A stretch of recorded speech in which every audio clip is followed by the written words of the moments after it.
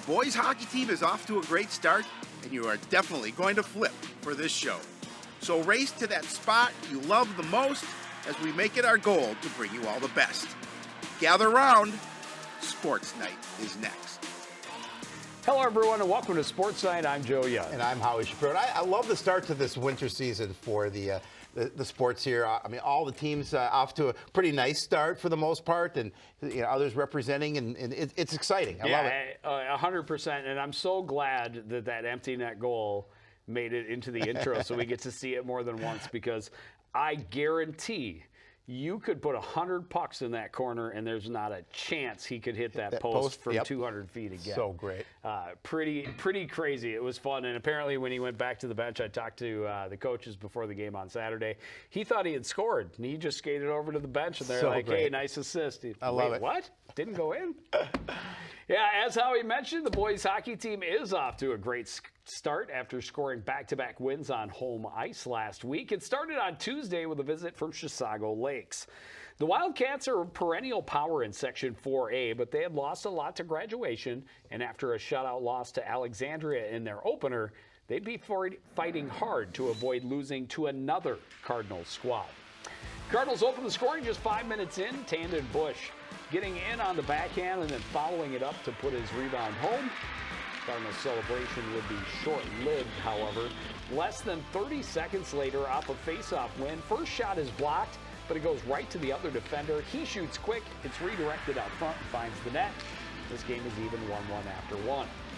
Chisago with a 5-on-3 power play in the second period. The initial shot is stopped, but Ben Kirkhow is there to sweep the rebound home and give the Wildcats a 2-1 lead. Cardinals answer with a power play tally of their own late in the second. Check out this passing.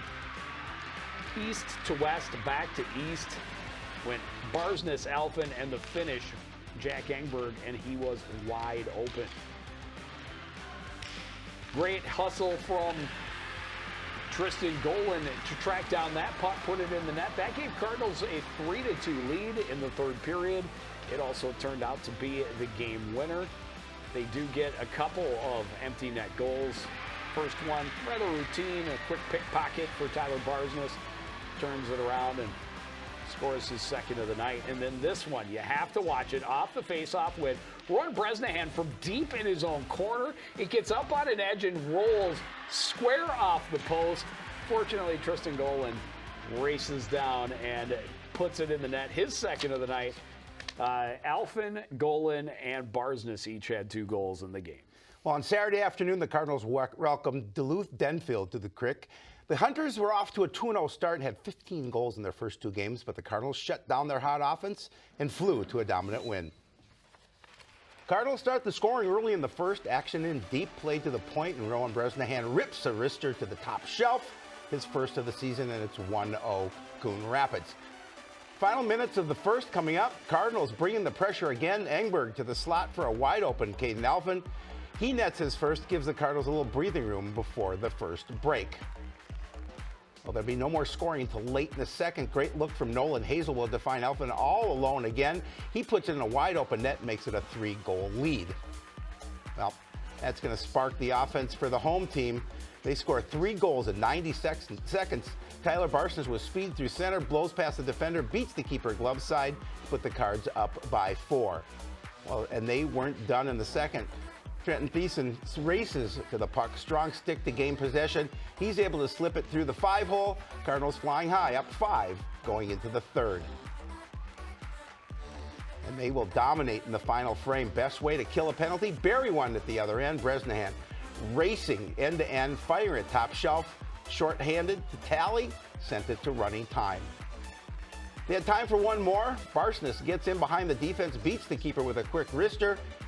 Barsness, Bresnahan, and Alphen each had 2 goals as the Cardinals skate to a 7-0 win. I mentioned the 2 goals each. I got a game ahead of myself. Yeah. I was just so excited. They won 5-2 against Chisago Lakes, so couldn't have had 3 guys with with 2 goals each. But really fun to watch this team. We knew the top line would be fun to watch, but the second and third lines have jumped in really, really well already. Pretty excited about what they may be able to achieve. Some tough games ahead, though. As always, they host Blaine on Tuesday. They're at Champlain Park on Thursday. You know, what surprises me the most, Joe, is that you're excited about hockey. Right. Yeah, but yeah, it's been fun. I mean, both boys and girls programs have been so much fun to watch so far this year. Yeah, and I think both will continue to be fun to watch all the way through playoffs, hoping that both can make deep runs. Girls hockey team opened last week's play trying to keep their win streak intact to start the season.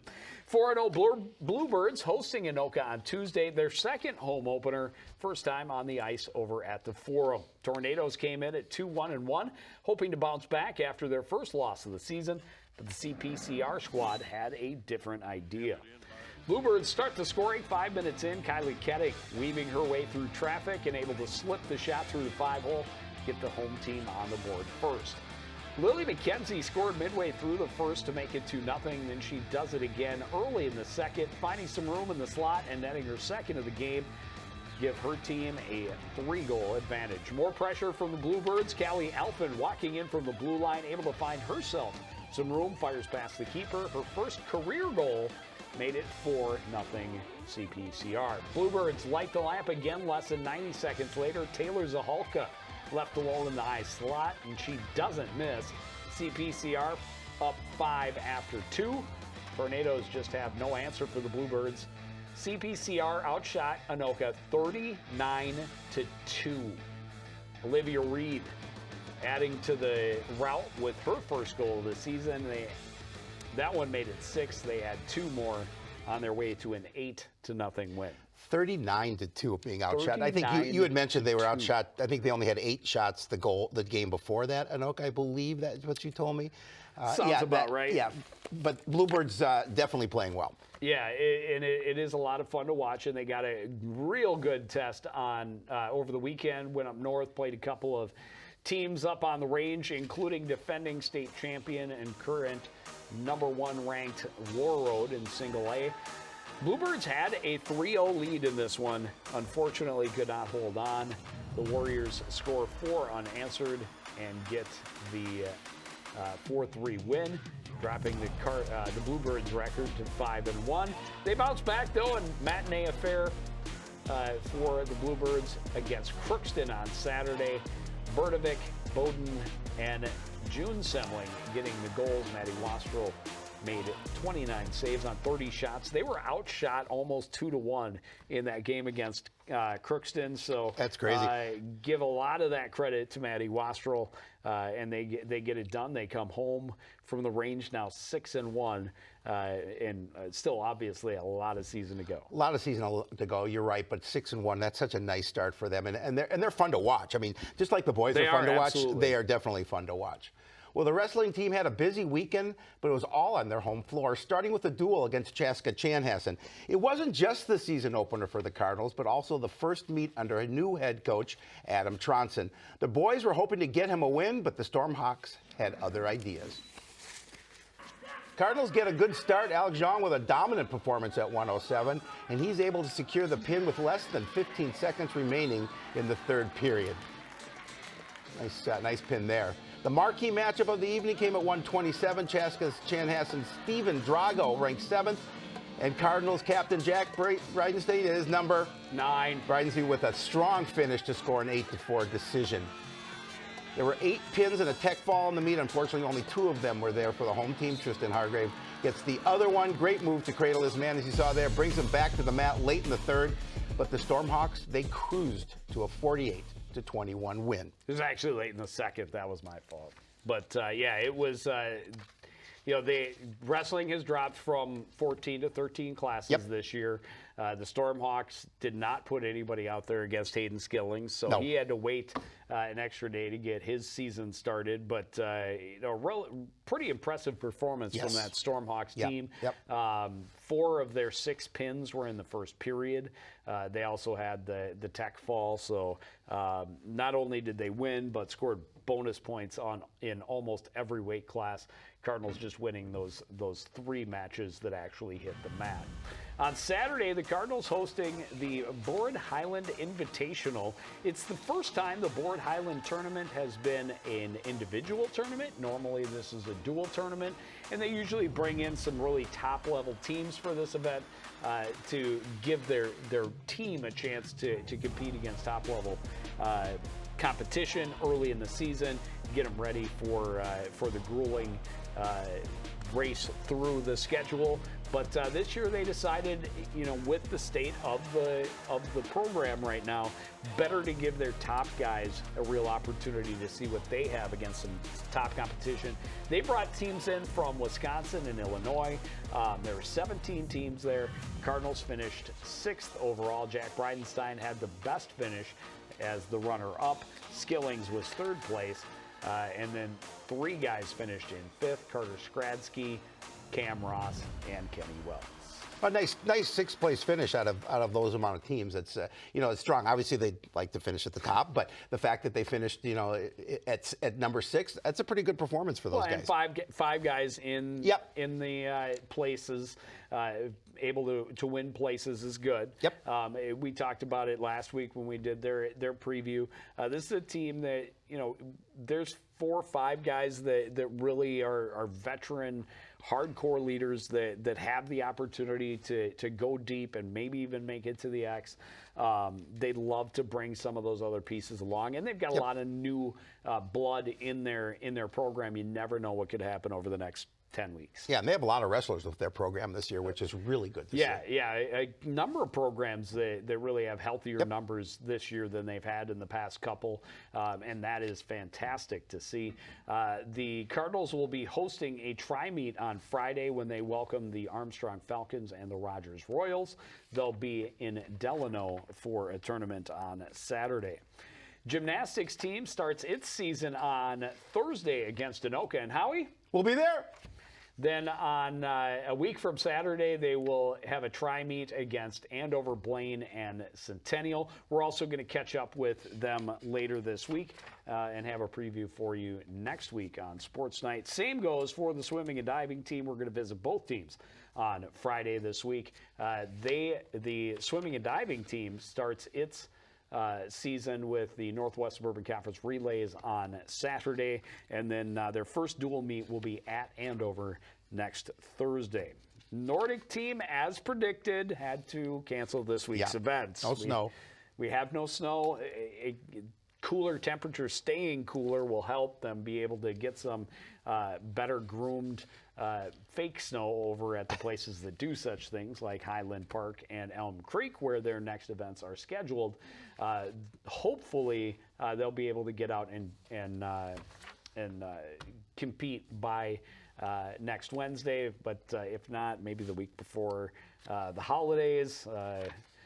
Keep your fingers crossed. Alpine ski team, different story. They make snow all the time, and they will start their season on the 19th at Trollhagen. They'll have their second race at Spirit Mountain, but that's not until after the first of the year. Yeah, it's December 4th. No snow on the ground. It's very interesting. I mean, we're going to get hit with snow, quite obviously, but I'll take the no snow for now. They tell me it's an El Nino year, which means a drier, warmer. I'm okay with that. Winter. Last year we had a ton of snow. We did. All season long. Yep. Year before we didn't have a lot of snow, but we had really brutally cold temperatures. I'd like something somewhere in the middle. Personally, I like a little snow. I like it to not I don't like wintry. Ice. I don't like the ice. I don't mind the snow. I don't like the ice. I'm with you. Well, the boys basketball team opens its schedule with a pair of home games Tuesday and Thursday this weekend. Howie? We'll be there. Cardinals are coming off of a rough year and looking to be a lot more competitive this season. They've got a lot more veterans, and they're driven to prove they're better than people think. It's motivating. We say it every day. We say it at practice. We don't want to be back there. The Cardinals scored just 6 wins last season and were 1 and done in the playoffs. Some mid-season departures meant everyone had to step into bigger spots, and by the end, they were moving the ball and scoring pretty well. there's a lot of games opportunities where we scored enough points to win, and we scored points by moving the ball. Like, we really created good looks for ourselves. And I think those guys learned throughout the year last year, like, hey, like, the whole is greater than the sum of its parts.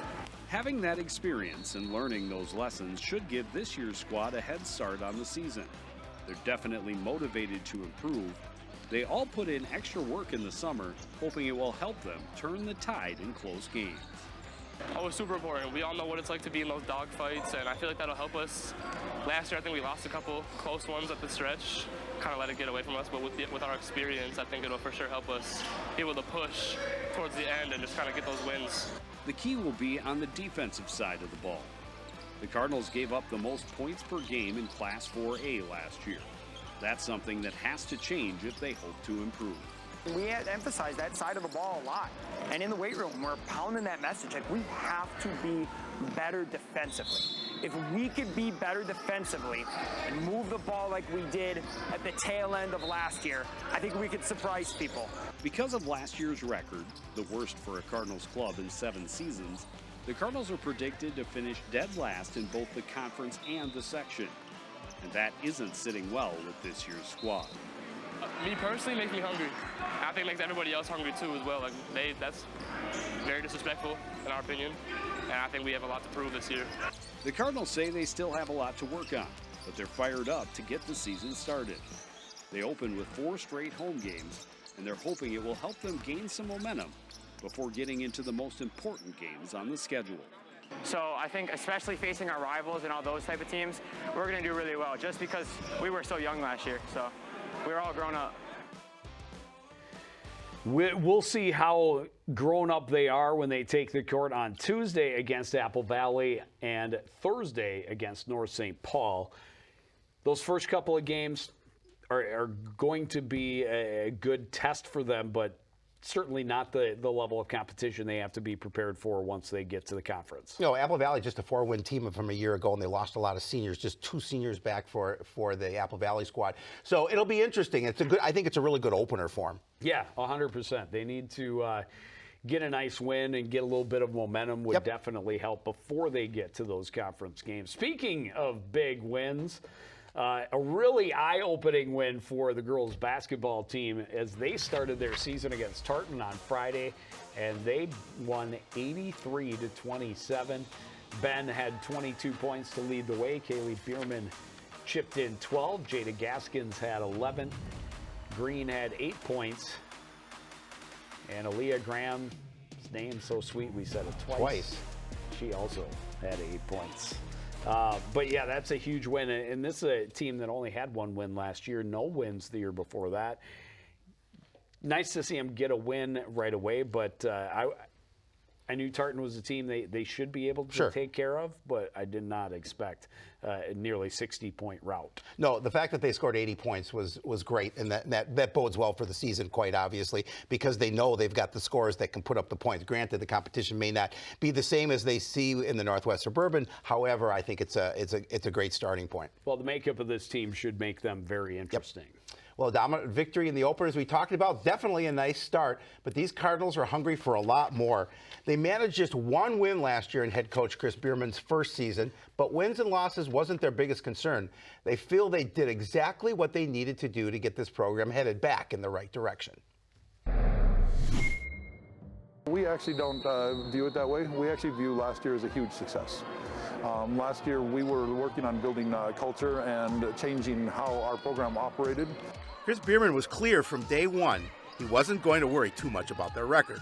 He wanted to see progress from start to finish and establish a foundation built on effort, accountability, and teamwork. It sets the expectation. We don't want to be a 1-win team. We don't want that to happen again. Of course it was good. We improved last year, but we want to build upon it. It's our stepping stone to get where we want.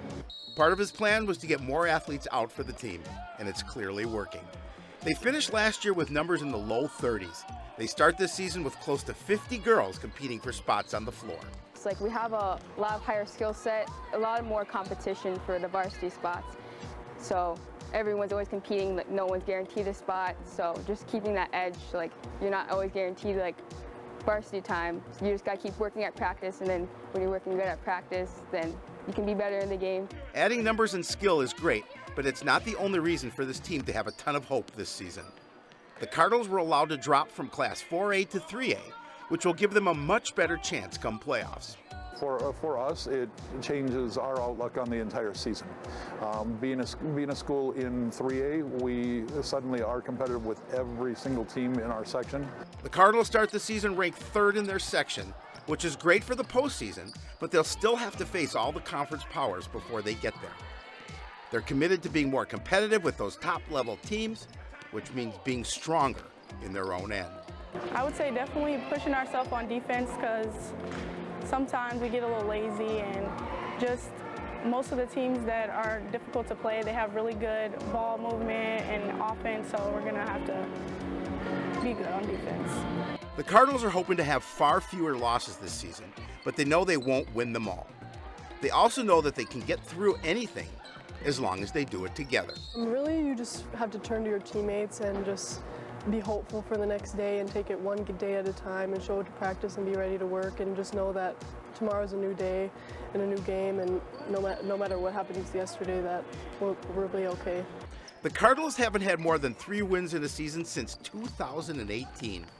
From the top down, they're committed to changing that and serving notice to all opponents that the Cardinals are going to battle every time they take the court. We want everybody to know what Coon Rapids is about. We want them to know that every night when they face us, it's going to be the toughest game of their season. Yeah, really looking forward to see what the new additions and a year of growth for the younger members does for this team.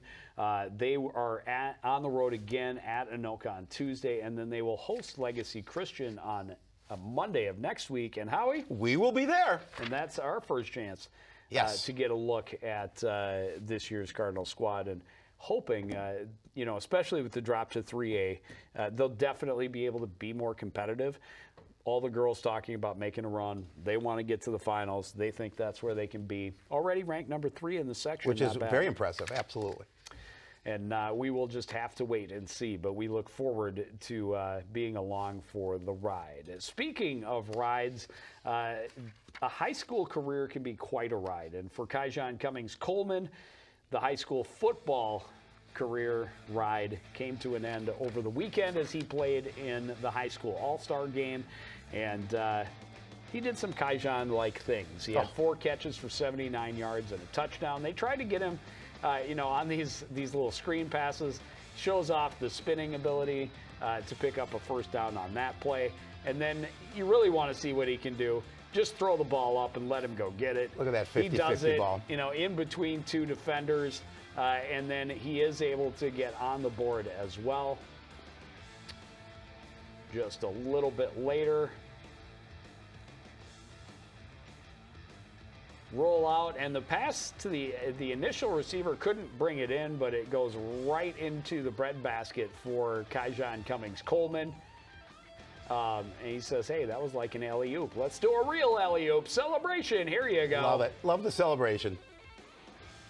And nice way for him to cap his high school career. He was so much fun to watch. He is. And I don't know if Kai, if you're watching, I was able to kind of watch bits and pieces of that game. But what really impressed me, obviously you've impressed me all season long with the catches you can make, your speed, your moves. But what really impressed me was the blocking on the edge. He did a really nice job of sealing off the ends. And that was impressive, because this is an all-star game, and you're competing, and you want to do the best you can. And he just hustled from start to finish. I'm going to miss him next year on that field. Yeah, 100%. And did he get to play any defense? I didn't know if he played any defense. I kept watching, and I didn't see any, but I did not watch the whole game. I was just kind of in and out with it. It's great. I hope he gets a chance to touch the ball when he gets down to Iowa State. But he's such a good athlete. We definitely wish him all the best.